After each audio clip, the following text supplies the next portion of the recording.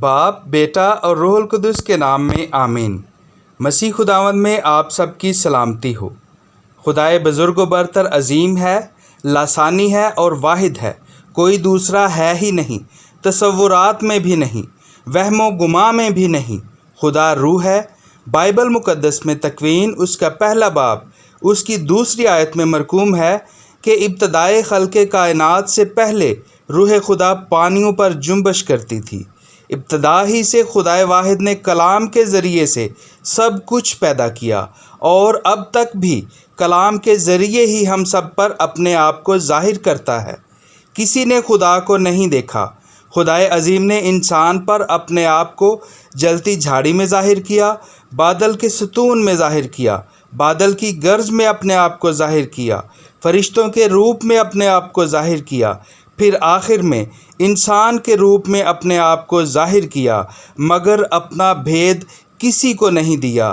دیا تو کیا دیا؟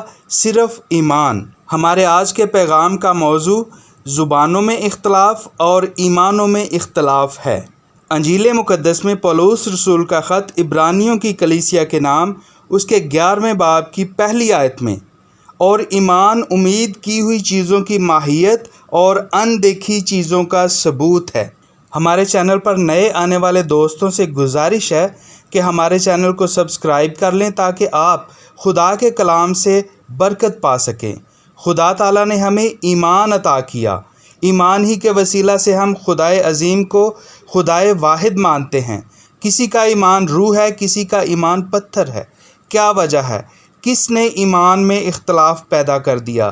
کیا خود خدا نے لوگوں کے ایمان میں اختلاف پیدا کر دیا کہ کوئی اسے مکمل طور پر جان نہ سکے؟ خدا معاف کرے۔ بائبل مقدس میں دیکھیے تکوین اس کے 11ویں باب کی پہلی 9 آیات، لکھا ہے کہ اور تمام زمین پر ایک ہی زبان اور ایک ہی بولی تھی، اور جب وہ مشرق سے روانہ ہوئے تو انہوں نے شنار کے ملک میں ایک میدان پایا اور وہاں رہنے لگے، اور انہوں نے ایک دوسرے سے کہا آؤ ہم اینٹیں بنائیں اور انہیں آگ میں پکائیں۔ سو ان کے پاس پتھروں کی جگہ اینٹ اور گچ کی جگہ لاسا تھا، اور انہوں نے کہا کہ آؤ ہم ایک شہر اور ایک برج بنائیں جس کی چوٹی آسمان تک پہنچے، اور ہم اپنا نام کریں، تاکہ کہیں ایسا نہ ہو کہ ہم روئے زمین پر پراگندہ ہوں۔ اور خداوند اس شہر اور برج کو جسے بنی آدم بنا رہے تھے دیکھنے اترا، اور خداوند نے کہا دیکھو وہ لوگ ایک ہی ہیں اور ان کی سب کی بولی ایک ہی ہے، زبان ایک ہی ہے۔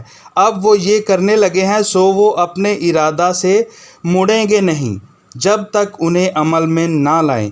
آؤ ہم اتریں اور وہاں ان کی زبان میں اختلاف ڈالیں تاکہ وہ ایک دوسرے کی بات نہ سمجھ سکیں۔ اور خداوند نے انہیں اس جگہ سے تمام روئے زمین پر پراگندہ کیا، اور وہ شہر کے بنانے سے رک گئے، اس لیے اس کا نام بابل ہوا، کیونکہ وہاں خدا نے ساری زمین کی زبان میں اختلاف ڈالا۔ خدا تعالیٰ نے اس وقت جب وہ آسمان تک پہنچنے کے لیے برج بنا رہے تھے ان کی زبان میں اختلاف ڈالا تاکہ وہ ایک دوسرے کی بات نہ سمجھ سکیں۔ آج ہمیں بھی ایک دوسرے کی بات سمجھ میں نہیں آ رہی۔ بات کرنے والا شخص اپنی زبان کے مطابق، اپنے ایمان کے مطابق بات صحیح کر رہا ہے، مگر سننے والے شخص کو کہنے والے شخص کی بات زبان کے اختلاف کی وجہ سے سمجھ نہیں آ رہی۔ اسی طرح ہمیں بھی ایک دوسرے کی بات سمجھ میں نہیں آ رہی۔ کیونکہ اس وقت کی زبانوں کی طرح اس وقت کے ایمان میں اختلاف ہے۔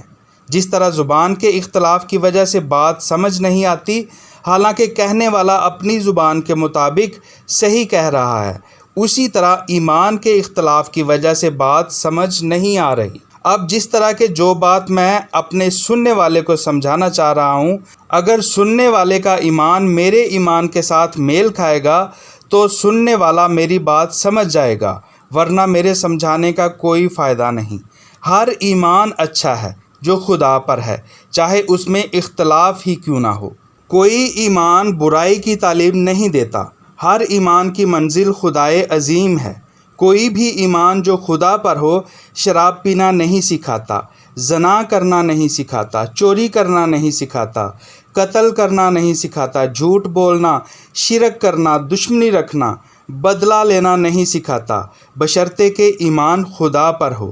جس کا ایمان اب اور آخرت میں خدا پر ہے، چاہے ان میں زمینی اختلاف ہو، آسمانی وہ سب ایک ہی ہیں۔ کسی ایمان کو دوسرے ایمان پر فوقیت حاصل نہیں ہے۔ خدا تعالیٰ کسی ایمان کی طرفداری نہیں کرتا، کیونکہ مسیح اس لیے مرا اور زندہ ہوا تاکہ مردوں اور زندوں دونوں کا خداوند ہو۔ تو کس لیے اپنے بھائی پر عیب لگاتا ہے؟ کیونکہ ہم سب خدا کے تخت عدالت کے آگے حاضر کیے جائیں گے۔ چنانچہ لکھا ہے کہ خداوند فرماتا ہے، میں اپنی حیات کی قسم کھاتا ہوں، ہر ایک گھٹنا میرے آگے جھکے گا اور ہر ایک زبان خدا کا اقرار کرے گی۔ خدا کسی ایک کا نہیں بلکہ خدا سب کا ایک ہے۔ بس یہ ہماری سمجھ کا ہیر پھیر ہے، مگر سمجھنا چاہیے کہ یہ ہیر پھیر کس نے ڈالا ہے اور کیوں ڈالا ہے۔ پریشان نہ ہوں، آج آپ کو یہ سمجھ آ جائے گا کہ یہ ہیر پھیر کس نے ڈالا ہے اور کب تک رہے گا۔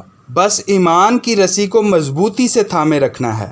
ایمان ہی سے حابل نے قائن کی نسبت افضل قربانی خدا کو گزرانی۔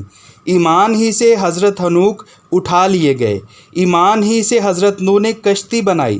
ایمان ہی کے وسیلہ سے حضرت ابراہیم بلائے گئے۔ ایمان ہی سے بی بی سارہ نے نا امیدی کی عمر میں حاملہ ہونے کی قوت پائی۔ ایمان ہی سے حضرت اسحاق نے حضرت یعقوب اور عیسو دونوں کو دعا دی۔ ایمان ہی سے حضرت یوسف نے مرنے کے وقت اسرائیل کے خروج کا ذکر کیا۔ ایمان ہی کے وسیلہ سے حضرت موسیٰ کے پیدا ہونے کے بعد ان کے ماں باپ نے انہیں 3 ماہ تک چھپائے رکھا۔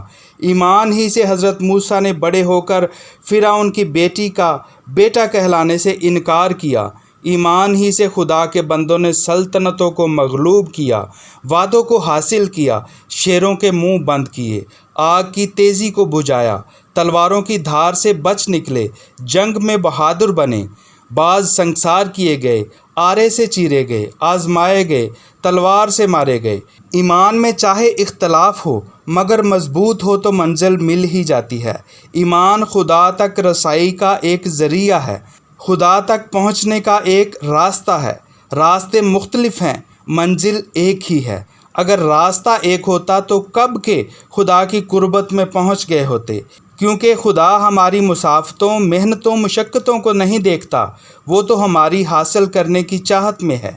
جیسے خداوند نے مرتے ڈاکو کو اس کی نیک چاہت پر کہا کہ آج ہی تو میرے ساتھ فردوس میں ہوگا، اب دیکھنا ہے کہ یہ راستہ ایک کب ہوگا۔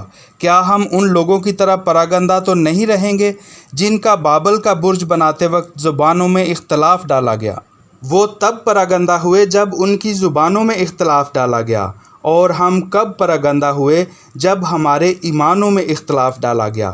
زبانوں میں اختلاف خدا نے ڈالا، کیونکہ اس وقت کے انسانوں کی نیت بری تھی، وہ خدا کے نام کی بڑائی نہیں بلکہ اپنے نام کی بڑائی چاہتے تھے۔ مگر ہمارے ایمان میں اختلاف کس نے ڈال دیا؟ ہم تو نیک نیتی سے خدا پر ایمان رکھتے ہیں اور کہتے ہیں کہ ہم گھٹیں اور وہ بڑھے، پھر ہم پراگندہ کیوں ہیں؟ کیوں ایمان رکھتے ہوئے بھی بھٹکے ہوئے ہیں؟ خدا کو مانتے ہوئے بھی ایک دوسرے کے خلاف ہیں، کیوں؟ کس نے یہ اختلاف ڈال رکھا ہے؟ میرے عزیزو، آخری چند باتیں ہیں، غور سے سنیے۔ ہمارے درمیان اختلاف شیطان نے ڈالا ہے، کیونکہ شیطان جانتا ہے کہ ایک ہی گلہ اور ایک ہی چرواہا ہونے کے بعد شیطان اپنے انجام کو پہنچے گا اور آگ کی جھیل میں ڈال دیا جائے گا۔ مکاشفہ 20 باب اس کی 10ویں آیت میں پڑھ کر دیکھ لیں، جہاں لکھا ہوا ہے، اور شیطان جس نے انہیں فریب دیا تھا وہ آگ اور گندھک کی جھیل میں ڈال دیا گیا، جہاں وہ حیوان اور وہ جھوٹا نبی دونوں ہیں۔ وہ ابدالآباد تک رات دن عذاب میں پڑے رہیں گے۔ جیسے ایک کمزور انسان موت سے ڈرتا ہے اور زندہ رہنے کی تدابیر کرتا ہے، ویسے ہی شیطان اپنے انجام سے بچنے کے لیے ہمیں ایک نہیں ہونے دے رہا۔ مگر آپ کے لیے خوشخبری ہے، ہم ایک ہوں گے، ہمارا ایمان ایک ہوگا، ہم میں سے اختلاف جاتا رہے گا۔ انجیل مقدس میں مقدس یوحنا اس کے 17ویں باب کی 11ویں آیت میں لکھا ہے، اے قدوس باپ، اپنے اس نام کے وسیلے سے जो तूने मुझे बख्शा है इनकी हिफाजत कर ताकि ये हमारी मानिंद एक हों। अंजील मुक़द्दस में मुक़द्दस यूहन्ना उसके 10 बाब की 11वीं आयत से अच्छा चरवाहा मैं हूँ, अच्छा चरवाहा भेड़ों के लिए अपनी जान देता है। मज़दूर ना चरवाहा है ना भेड़ों का मालिक, भेड़िए को आते देखकर भेड़ों को छोड़ देता है और भाग जाता है, और भेड़िया उन्हें छीनता और परागंदा करता है। और उसी तरह मैं अपनी भेड़ों को जानता हूँ और वो मेरी भेड़ें मुझे जानती हैं। जिस तरह के बाप मुझे जानता है और मैं बाप को जानता हूँ। मेरी और भी भेड़ें हैं जो इस भेड़खाना की नहीं। ज़रूर है कि मैं उन्हें भी लाऊं और वो मेरी आवाज़ सुनेंगी, और एक ही गल्ला और एक ही चरवाहा होगा। शैतान उस वक्त से बचने के लिए हम में तफरके डाले हुए है। अब मुकाशफा उसका 19 बाब उसकी 11वीं आयत का मुतालिया कर लें। यहाँ पर खुदावंद यीशु मसीह की आमद का बयान और इख्तलाफ डालने वाले यानी शैतान की शिकस्त का ज़िक्र है। वीडियो पसंद आए तो लाइक और शेयर ज़रूर कीजिए, और आइंदा भी हमारे साथ जुड़े रहने के लिए चैनल को सब्सक्राइब ज़रूर कीजिए। कमेंट बॉक्स में अपनी राय से भी नवाजिए। खुदा ताला का फ़ज़ल और रहम हमेशा से हमेशा तक आपके साथ हो। आमीन।